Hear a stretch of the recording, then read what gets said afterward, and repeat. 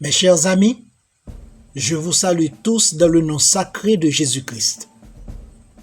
Nous sommes arrivés à la deuxième partie du premier jour de la semaine de la création autour du thème « Les non-dits de la Genèse sur la création ».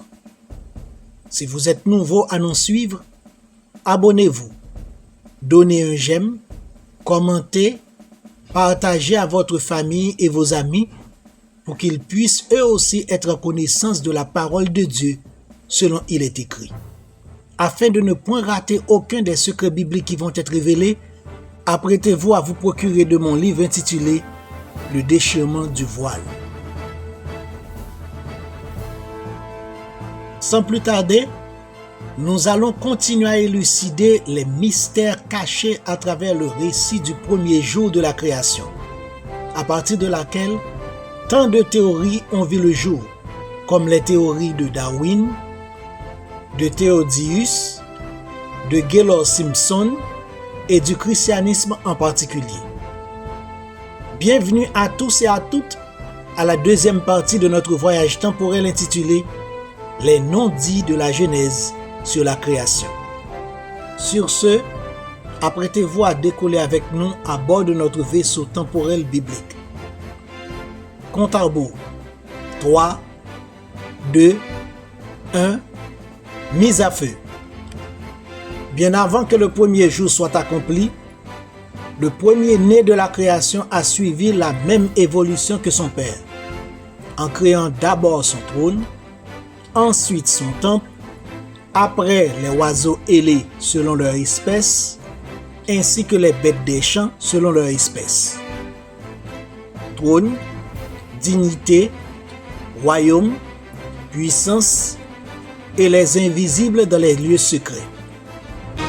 Y compris cet ange puissant qui n'a pas cessé de faire couler beaucoup d'encre. Celui que l'on dénomme Lucifer. Ézéchiel 28, le verset 13. Tu étais en Éden, le jardin de Dieu. Tu étais couvert de toute espèce de pierres précieuses, de sardoine, de topaze, de diamant, de chrysolite, d'onyx, de japs, de saphir, de scarboucle, d'émeraude et d'or. Tes tambourins et tes flûtes étaient à ton service préparés pour le jour où tu fus créé. Il est à noter plus tard, lui aussi avait accès au jardin d'Éden que Dieu allait créer sur la terre.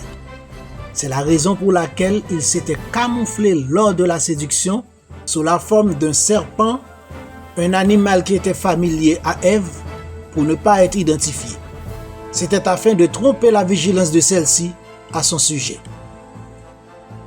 C'est ce que nous trouvons dans Genèse 3, le verset 1, d'où il est dit « Le serpent était le plus rusé de tous les animaux des champs que l'Éternel Dieu avait fait.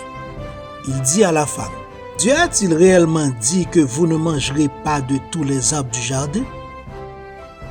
Il est aussi à noter que cette présentation historique est aussi une métaphore qui ne doit pas être uniquement considérée mot à mot.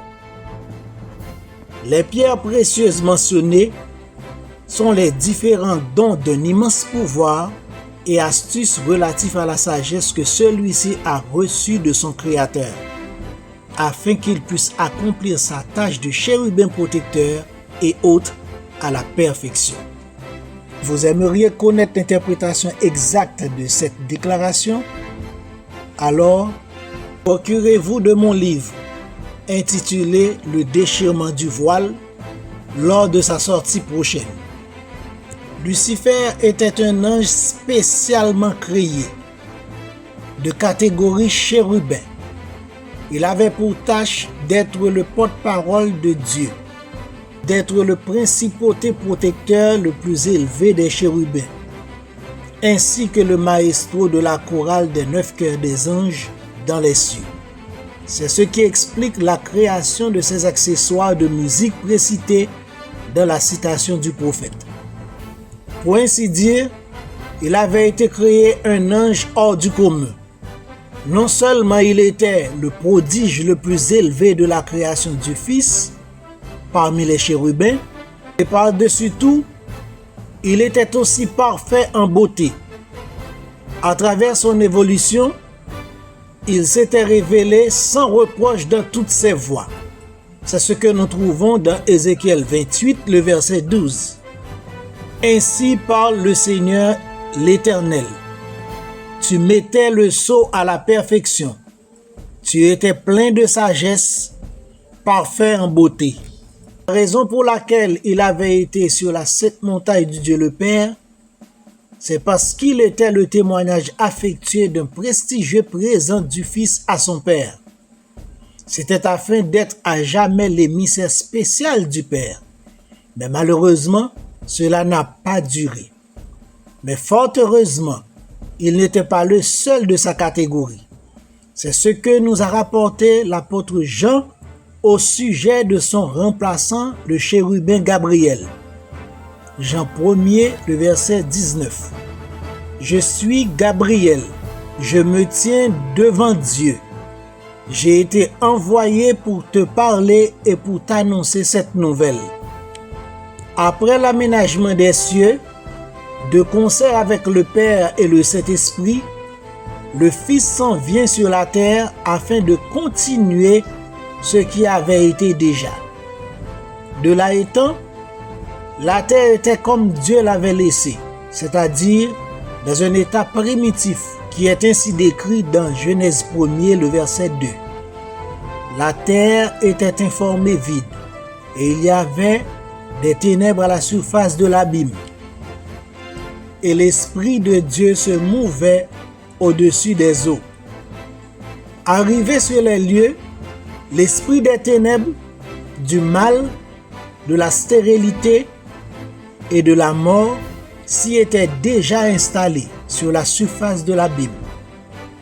Mais toutefois, puisque la terre fait partie de l'univers des êtres vivants, alors dès l'arrivée de l'Esprit de la lumière, le Saint-Esprit de Dieu, l'Esprit du bien, de la fertilité et de la vie, il entreprit sa première démarche qui avait été de prendre possession des lieux, en se mouvant au-dessus des eaux par le souffle de son vent. Comme cela l'est encore à nos jours, ce qui revient à dire, après la création de la terre et de l'eau, comme les deux premiers éléments fondamentaux de la création, s'ensuit celui du vent. C'est ce qui explique aussi que le vent souffle même là où il n'y a point d'arbre. Les eaux qui étaient auparavant inactives et stériles étaient devenues, par le souffle du vent, de l'esprit de la vie, fertiles et actives. Ainsi et depuis, le vent est le symbole représentatif de la manifestation de l'esprit de la vie en tant que l'un des éléments de notre planète. Par cette intervention, à son arrivée sur les lieux, l'obscurité a été repoussée par la manifestation de la splendeur de sa lumière. C'était afin pour que les eaux puissent devenir non seulement fertiles, mais aussi pour que tout soit sous son contrôle. De là naquit la révolte de l'esprit des ténèbres, qui ne digérait pas l'idée d'être repoussé, voire même du partage et de la cohabitation de Dieu à partir de la loi de l'inimitié. Et cela a engendré le début du grand conflit cosmique dans les cieux et sur la terre. Malgré tout, cela n'empêche pas que durant toute la période de cette création, ils étaient tous les deux présents l'un vis-à-vis de l'autre. Chacun d'eux y mettait le sien. Ils faisaient tous les deux le plaisir du Père respectivement, selon la démarche suivante. Proverbe 8, le verset 30. J'étais à l'œuvre auprès de lui, et je faisais tous les jours ses délices, jouant sans cesse en sa présence. C'est ce qui explique que certains arbres et femmes sont fertiles, d'autres stériles, Certaines parties de la terre sont couvertes de verdure, d'autres désertes.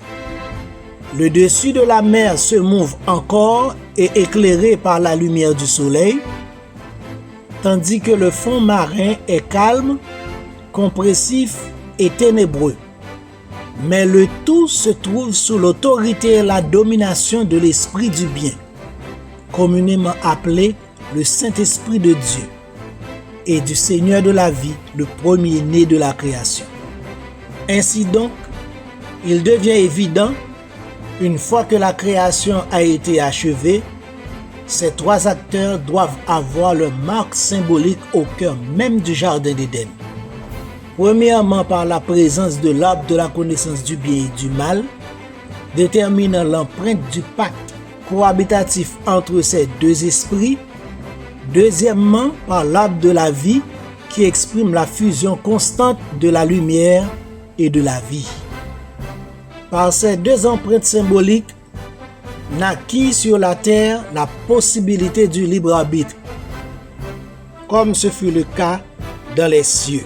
Selon la justice de Dieu, ils sont appelés à cohabiter légitimement ensemble, aussi longtemps que possible, dans le respect de la loi de l'inimitié, et cela fut ainsi. Ainsi, dans une parfaite harmonie, il y eut un soir et un matin, ce fut le premier jour. Une structure symbolique à identifier à travers mon livre de commentaires bibliques lors de sa sortie prochaine. Genèse 1er, le verset 5. Dieu appela la lumière jour et appela les ténèbres nuit. Ainsi il y eut un soir et un matin, ce fut le premier jour. Si vous avez aimé la présentation, abonnez-vous, donnez un j'aime, commentez et partagez à votre famille et vos amis pour qu'ils puissent eux aussi être en connaissance de la parole de Dieu selon il est écrit. Et par-dessus tout, pour ne point rater aucun des secrets bibliques qui vont être révélés, dans l'attente de se procurer du commentaire biblique intitulé « Le déchirement du voile » pour connaître encore plus et davantage. D'ici là, que le Seigneur Elohim et les lions vous bénissent des écluses des cieux, à la gloire de son Saint-Nom, au nom de Jésus-Christ. Amen. La suite à la prochaine édition.